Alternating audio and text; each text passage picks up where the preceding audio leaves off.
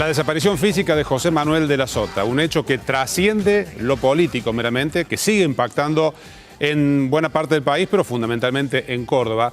De eso se trata, ese es el eje para hablar con nuestros invitados de esta noche. Los vamos a presentar. Olga Riutort. ¿Qué tal, Olga? Buenas noches. Bien. Dirigente del Partido Fuerza de la Gente, ex esposa del ex gobernador. Daniel Pizzi. Buenas noches, Daniel. Hola, Gerardo. Ex director del hospital de la ex Casa Cuna y amigo también, ha tenido una relación cercana con José Manuel de la Sota, ¿no? Sí, la verdad, un gusto estar acá como siempre. Lamento el motivo por el que estamos hoy, ¿no? Luis Juez, titular del INCAP, que depende del Ministerio del Interior, también ex intendente de Córdoba, ex fiscal anticorrupción. Gracias por estar, Luis. Un gusto, gracias por la invitación. Y Julián Cañas, periodista amigo de La Voz del Interior. Gracias por estar. ¿Cómo estás, Julián? Gerardo? Gracias por la invitación. Bueno, la primera pregunta es, si bien todo el mundo ha hablado de esto a lo largo de la semana, ¿dónde los sorprendió la noticia? ¿A dónde estaba usted, Olga? Yo estaba en Barreal con mi mamá y dos amigos. Habíamos ido a hacer unos trabajos ahí en la finca y ahí me llamó mi hija más chica y me dijo, me acabo de enterar de esto, no está confirmado, pero parece que hubo un accidente y que José murió. Y no lo podía creer. No, porque ni se me hubiera ocurrido nunca. Como le pasó a todo el mundo. Y menos que iba solo y manejando él, porque siempre le gustaba andar con chofer. Ajá. Que le gustaba la velocidad también es cierto, pero no me lo imaginé, fue muy, muy impactante. Daniel, ¿dónde estabas? Yo estaba en mi casa, la verdad que fue tremendo, ¿no? Porque me enteré prácticamente a minutos del accidente. Me llama mi hija Valentina, que para colmo estaba muy conmocionada y ella está cursando su primer embarazo. Y me dice, papá se mató de la Sota. Le digo, no puede ser. Le digo, es imposible. Le digo, además estas noticias suelen correr. Le digo, ¿quién te dijo? Me dice una amiga mía del trabajo, una compañera del trabajo, vive en Despeñaderos. Claro. Parece ser que allí cuando hay un accidente muy grave entran a sonar unas sirenas tremendas y la madre tenía algún contacto político, no sé si es legisladora o qué, y la casa de ella se armó un infierno rápidamente. Entonces, como era totalmente sin confirmar, lo llamé a un amigo mío, la verdad, un querido amigo que es Daniel Pacerini, que no sabía nada. Él había ido a visitar a su mamá y no tenía ni idea, y le digo, mira Daniel, yo no creo que esto sea cierto. O sea, la esperanza mía, aparte cuando yo lo escuché tan tranquilo a Daniel, digo, seguro que es una... ¿Viste? Estas cosas que suelen ocurrir con las redes, o con, bueno, las sirenas, no sé si eso podríamos atribuirlo. Pero bueno, y Daniel me dijo, deja que averiguo, y después él me llamó 2 veces, porque le costó confirmarlo. Y la verdad, terrible, nos queríamos morir. ¿Usted, juez, dónde...? Yo sabés que el jueves había cumplido 55 años y el sábado estaba esperando a mis socios del estudio, mis amigos de toda la vida, para íbamos a cenar en casa. Y entra Juan y me dice, yo estaba viendo el partido de Boca, me dice, poné la televisión, poné TN. ¿Por qué? ¿Qué pasó? Poné el noticiero de Córdoba y se mató de la Sota. No, porque la verdad, ¿viste? Son esas noticias que vos, que no puede ser, esté y tengas la relación con el muerto que tengas, vos no las podés creer. Claro. La primera impresión, no creo, lo conozco, sabía que de la Sota manejaba muy bien, porque yo lo conocí a los 17 años. Y la verdad que fue un impacto, increíble. No pensé que iba a tener semejante impacto en casa, en la familia y particularmente conmigo. Claro. ¿Y no te agarró en La Voz del Interior a vos? No, yo estaba franco. Estaba franco. Me llaman del diario porque, bueno, yo habitualmente cubro gobierno. O sea, me llamaron para buscar información porque le había llegado la información que hubo un accidente, que estaba de la Sota involucrado, y yo pensaba, no sabían si estaba con chofer o solo. Y yo dije, seguramente está con chofer porque él, como decía Olga, habitualmente andaba con su chofer, Raúl, una persona que todos conocemos, y yo la primera impresión digo, solo no creo que esté porque habitualmente no andaba solo. Y después se confirmó que estaba realmente, que venía manejando solo, una cosa llamativa, pero... Una de las personas que confirmó llamativamente también el hecho de que se encontraba manejando solo, el ex gobernador, es su peluquera personal, que brevemente dio detalles que fueron muy importantes respecto de cómo se desarrolla este viaje, cómo emprende él la decisión de viajar en estas condiciones. Lo vamos a escuchar brevemente para tener este dato. Llegó a las 13 horas porque había tomado un turno para las 12 y me llamó que estaba demorado, si yo lo podía esperar una media hora más, llegó un poquito más tarde y luego lo atendí como corresponde, como siempre. Y bueno, contó del cumpleaños de su hija, estaba muy cansado, se durmió 3 veces en el sillón, cabeceaba, se durmió y me dijo que estaba muy cansado, que había dormido poco. Y bueno, en ese auto que se accidentó, él estaba acá hoy, ayer, mejor dicho. Y de acá se fue diciendo que el 29 estaba de vuelta. Es sorprendente, realmente estaba mirando una peli y yo no estaba mirando ningún canal y me choqué, no lo podía creer. Y cuando usted vio las imágenes del accidente, ¿cree que se pudo haber quedado dormido? Sí, apenas vi el auto, sí, dije, manejaba él. Bueno, ¿cuánto? No podemos saber qué es lo que pasó, ¿no? Pero ¿cuánto tiene que ver la atención disminuida por el cansancio en hechos como este, Daniel, ¿no? Sí, la verdad que esa nos deja una gran enseñanza. Todo este tipo de accidentes donde si uno está cansado, la verdad que salir a la ruta y en autos que andan a tanta velocidad, la verdad que no es conveniente. Siempre recomendamos que hay que manejar 2 horas, descansar y bueno.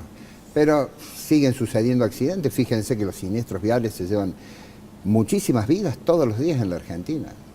Es terrible. Y bueno, lamentablemente sucedió eso. Y por supuesto fue un hecho periodístico que fue muy comentado, que muriera justamente en una autovía que él había sido, fue en el último mandato de su gestión, el tercero. Fue la obra más emblemática. Era como una obsesión esa obra, ¿no? Porque además era algo que claramente no le correspondía a Córdoba, tenía que ver con la pelea que había con la Nación, esos fondos que no llegaban. Y otra cuestión que también surgió, unos meses atrás, él había pedido que se aumentara la velocidad porque... Lo había puesto hasta en Twitter. Había puesto en Twitter, lo que generó también polémica porque a Río Cuarto son 110 kilómetros y él decía en su Twitter que debería ser una velocidad de 120, que es de las autopistas. Claro. 120 o 130 creo que es la máxima autopista, pero él pedía, claro, 130, que se elevara la máxima, efectivamente. Y bueno, y termina pasando esto, ¿no? Este contrapunto o este distanciamiento, esta tensión con la Nación ha sido algo que marcó fundamentalmente el último gobierno de la Sota, ¿no? Sí, hubo una relación de distanciamiento. En el segundo gobierno trabajaron juntos y se lograron, me acuerdo que Cristina vino a la inauguración del Buen Pastor y después ya empezó la división. Cosas que dejó de la Sota y cosas para marcar, digamos, ¿no? Digamos, puntos, luz verde y luz roja, digamos, de lo que ha sido para vos, Daniel, las cuestiones pendientes que ha dejado, por ejemplo. Para mí, de la Sota y para quienes formamos parte alguna vez de la Casa Cuna, evidentemente hay una gratitud eterna. Olga fue testigo porque ella era secretaria de gobierno. Nosotros tuvimos una lucha, una pelea que la verdad fue encarnizada, fue terrible cuando se cerraban hospitales y escuelas en Córdoba. Recuerden ustedes, para quienes no se acuerden, la noche de las incubadoras, los hospitales fueron evacuados por la Guardia de Infantería de la Policía de la provincia. Yo recuerdo que en el hospital pediátrico entró la infantería, cargaron las incubadoras con bebés adentro en celulares donde llevan los detenidos. Uno de ellos chocó en la esquina de Bransen, debe conocer bien el doctor juez porque es del barrio, Bransen y Castro Barros, chocó, llevaba una incubadora adentro del celular. La verdad que fue terrible. A las 6 de la mañana entraron por la parte de atrás del hospital. En el Hospital Misericordia pasó otro tanto, incluso hubo niños heridos con balas de goma. La verdad que el cierre de los hospitales fue una cosa terrible. Pero antes del cierre, antes de las elecciones que fueron en el año 1998, De la Sota fue al hospital, como fueron todos los candidatos a gobernador, ¿no? Yo recuerdo en aquella época era presidente de la gremial del hospital y además participaba de la intergremial hospitalaria con Audenino, Mercado y que todos terminaron siendo directores de hospitales después, todos los gremialistas fue médicos. Una de las cosas que hizo José Manuel. Y cuando él va al hospital, en una reunión muy grande con todos los médicos, le preguntamos que si él ganaba las elecciones, si iba a cerrar o no el hospital pediátrico. Y categóricamente él se comprometió a que no lo iba a cerrar. Pero, ¿qué es lo curioso de esto? Mestre lo cerró antes de que asuma De la Sota. O sea, él se había comprometido a no cerrarlo, no a reabrirlo. Lo cerraron. lo saquearon, lo devastaron. Y eso es muy fácil romper, es muy difícil reconstruir, muy difícil. De la Sota asumió en julio, me nombró director, hicimos lo imposible, una inauguración donde había miles y miles de personas, Olga se debe acordar porque estuvo allí, el barrio, los pacientes, los estudiantes de medicina, todos lucharon por esa reapertura y De la Sota fue mucho más allá de su promesa, mucho más allá. Por eso te decía que quienes formamos parte del hospital pediátrico... Bueno, esa es una buena. ¿Y alguna cosa pendiente que le puedas reclamar? O sea, que haciendo un repaso, digas, de su paso por la política. Bueno, yo no soy quien para reclamarle nada de la Sota, ¿no? A mí me hubiera gustado que se hubiera llevado mejor con la presidenta del momento para que Córdoba no sufriera tanto algunos problemas económicos que sufrimos. Y en cuanto a la salud pública, el gobernador Mestre había cerrado 473 efectores sanitarios. Por supuesto, no se pudieron reabrir todos, ¿no? Eso también sería, no sé si deuda, pero lo que hizo De la Sota en cuanto a la gestión sanitaria fue verdaderamente extraordinario. Porque venir de una catástrofe y terminar en lo que significa hoy el hospital pediátrico para la comunidad cordobesa, no tiene nada. Olga, para usted, los puntos destacados, el gran legado, digamos, y cosas pendientes o criticables o que debió resolver de otra manera. Yo creo que se potenciaron áreas que estaban absolutamente deprimidas y que tenían que ver con la reactivación económica.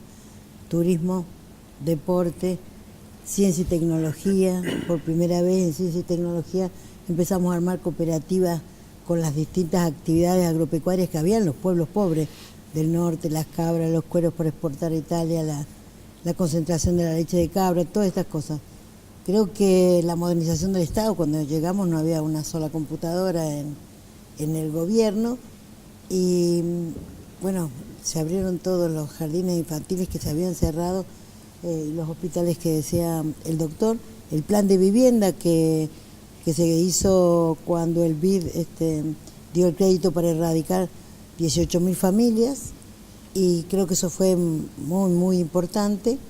Y tal vez lo malo de esa política fue el que cuando se hicieron estos barrios ciudades que tenían absolutamente de todo, desde la posta policial, los comedores para ancianos, para adultos, polideportivo, iglesia, todo estaba adentro, el no seguir a esas familias para la salida laboral, porque se quedaron anidadas ahí y hoy... son guetos en algunos son casos. guetos y casi villas. Me parece que faltó ese seguimiento en la inclusión social con alguna salida laboral, ¿no? Esto me parece. Doctor Juez. Y vos sabés, Gerardo, yo no soy un cínico, no soy un hipócrita. La muerte de la Sota, yo decidí cuando ustedes me empezaron a consultar, yo dije, ¿cómo opinar de una persona con la que los últimos 15 años confronté durísimamente? Y creo que no hay un cordobés que no sepa de mis peleas con De la Sota. Y entonces entendí que yo tenía que hablar del De la Sota que me sedujo a los 17 años, allá por el año 82. No sé si el doctor Pizzi, pero seguramente de los que están acá lo conocí antes que todo. Yo tenía 17, 18 años y él tenía... Estaba en el liceo 30. militar y José, hubo una reunión en Las Violetas donde empezamos a armar, ya se comentaba que iba a haber una interna partidaria, todavía no se habían fijado fecha de elecciones, ni la dictadura había fijado cuándo iba a entregar el gobierno, pero más o menos se comentaba que para octubre del 83 iba a haber elecciones. Entonces ya había una idea de que había una confrontación interna y me acuerdo armamos una lista verde. Que enfrentó a Berkovich Rodríguez. Claro, y mi papá me llevó y yo quedé encantado con ese guaso. Me encantó, me enloqueció, porque la verdad que era pura energía, era un momento complicado. Nos mataron a votos en la interna, la verdad nos ganó Berkovich Rodríguez. Pero a partir de ahí yo tuve 20 años, los 20 años más importantes de mi vida, y lo digo... O sea, ¿usted se dedicó a la política por De la Sota? Si no, no estaría haciendo política, ¿no? Entonces, seguramente yo...